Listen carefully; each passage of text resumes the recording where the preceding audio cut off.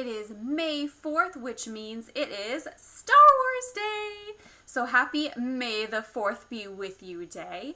If this is your first time here, I just want to say hello. I am Len Woolston, sci-fi fantasy writer, blogger, and nerd, and welcome to my channel. So today we're going to be talking about writing science fiction, and I'm going to give you 5 elements that you need when you're writing science fiction. Now before we get into that, I just want to say I have a special announcement at the end of the video, so be sure to watch out for that. Other than it being Star Wars Day, I wanted to go ahead and give a shout out to the book that inspired this video, which is this book right here, which is The Guide to Writing Fantasy and Science Fiction by Athans. So if you are a writer of fantasy or science fiction, I highly recommend it. So first of all, let's go ahead and talk about what is science fiction. So science fiction is a genre that has a ratio of science to fiction. And depending upon that ratio and how things are weighted will depend upon what subgenre that you intend to write in.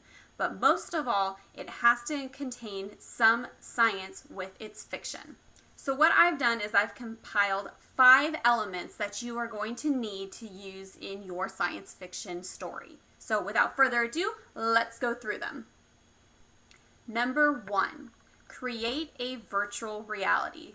And no, this is not meaning that you have to have some kind of gaming component to your story, but what it means is essentially your readers are going to want some aspect of the reality that they know in the current time and be taken to new surroundings and new environments. What you need to have in science fiction is a certain aspect of plausibility. Having a source of plausibility emphasizes the science aspect to your story. Number 2, include impressive technology. So what this means is we want a basic understanding of the technology that we already know, but we want more and enhanced creative ways of using that technology. Within the sci-fi genre, you're going to find things that are still phones, but the way they operate may not be something that we already have.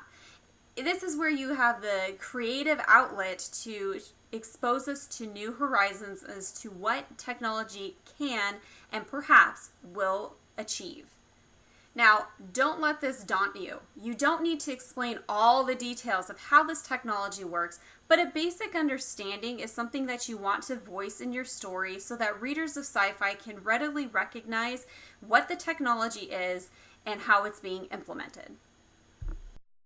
One of my favorite quotes in this book as it relates to Star Wars has to do with this emphasis on technology, which reads, "Authors of space opera, from George Lucas to Simon R. Green, are less concerned with how the ray gun works than how cool the hero looks shooting it."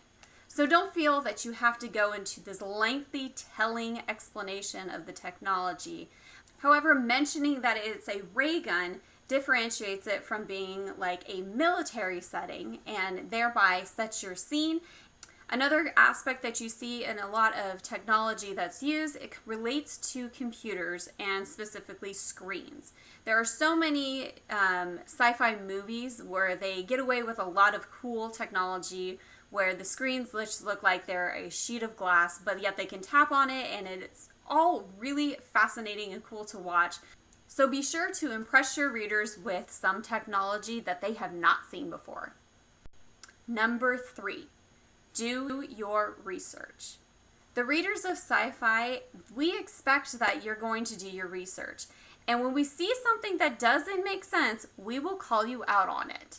One of the most debatable subjects within Star Wars has to do with when Han Solo refers to the Millennium Falcon doing the Kessel Run in the use of parsecs. Now, I'm not going to go into that whole debate right now. If you want to, you can debate it in the comments below. State your opinion on whether or not that was a fault of George Lucas or just to stump us all and make us wonder and debate and talk about Star Wars more.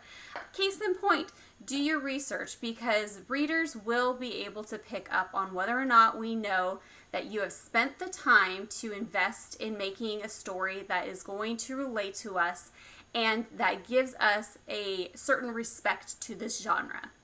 With that said, You do not need to go out and get a PhD in whatever technology or medical or whatever source of research that you're having to do.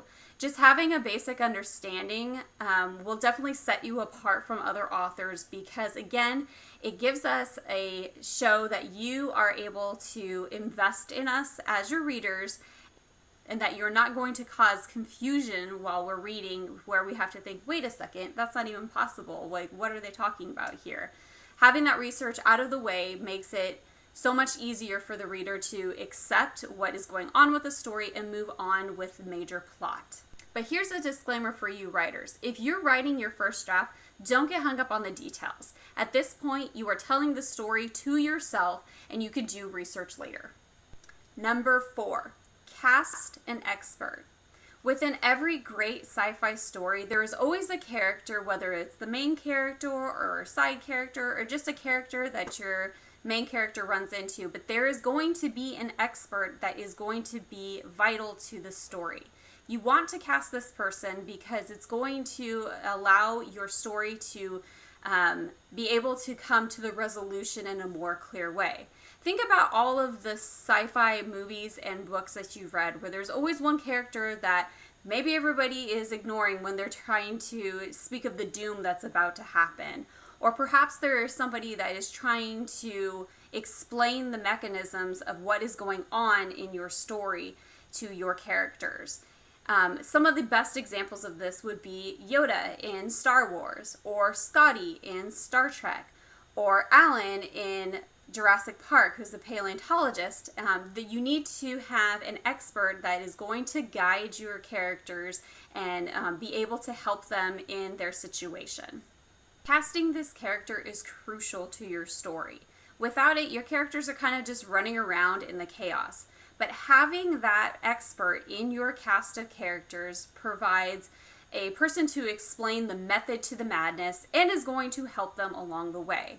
And I can speak for most sci-fi fans that say that usually that expert person in the story is one that we can identify with and one that we fall in love with because they have this expertise in this area and they're able to convey maybe some of those scientific terms that you're trying to interject in there without it seeming like you're just spouting out scientific words to them.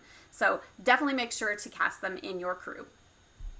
Number 5, remember your target audience. For those that read sci-fi, we actually like the science in it, so definitely don't mute that. One of the great things about Star Wars is it definitely speaks to us as a target audience, but it has blown up into this culture that is attracting people who may not be all that into science, but because of Star Wars, they're actually interested in the science that it represents. So don't forget your target audience because we're the ones that are going to geek about all the Easter eggs that you throw in your story. We're the ones that are going to show up at conventions and just nerd out on all the stories and the great aspect that you bring to this genre. So definitely keep us in mind and keep us entertained. Show us things that we have never seen before, all while providing a great basis for this genre. And I guarantee you that you will find that you have an immediate following just because you are able to speak to a specific group of people who love science. Well, that wraps up my 5 elements that will help you when you are writing science fiction. I will definitely leave a link in the description box below to the book I was referring to. And now it is time for the special announcement. So tomorrow, Saturday, May 5th, is Free Comic Book Day. That's right, free comic books.